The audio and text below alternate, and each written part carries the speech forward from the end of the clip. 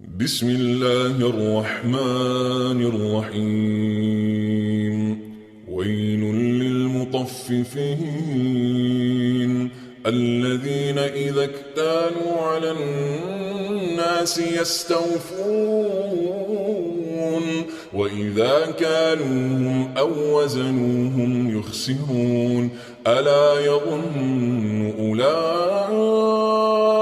أنهم مبعوثون ليوم عظيم يوم يقوم الناس لرب العالمين. كلا إن كتاب الفجار لفي سجين وما أدراك ما سجين كتاب مرقوم. ويل يومئذ للمكذبين الذين يكذبون بيوم الدين وما يكذب به إلا كل معتد أثيم.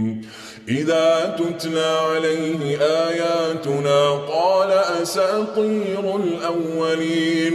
كلا بل طال على قلوبهم ما كانوا يكسبون. كلا إنهم عن ربهم يومئذ لمحجوبون. ثم إنهم لصال الجحيم. ثم يقال هذا الذي كنتم به تكذبون. كلا إن كتاب الأبرار لفي عليين وما أدراك ما عليون كتاب مرقوم يشهده المقربون. إن الأبرار لفي نعيم على الأرائك ينظرون تعرف في وجوههم نضرة النعيم يسقون من رحيق مختوم ختامه مسك وفي ذلك فليتنافس المتنافسون. ومزاجه من تسنيم عينا يشرب بها المقربون. إن الذين أجرموا كانوا من الذين آمنوا يضحكون وإذا مروا بهم يتغامزون. وإذا انقلبوا إلى أهلهم انقلبوا فكهين.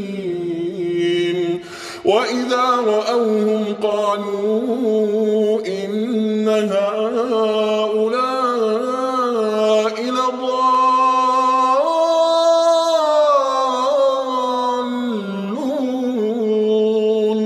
وما أرسلوا عليهم حافظين.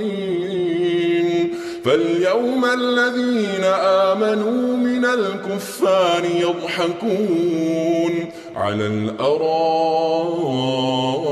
ينظرون هل ثوب الكفار ما كانوا يفعلون.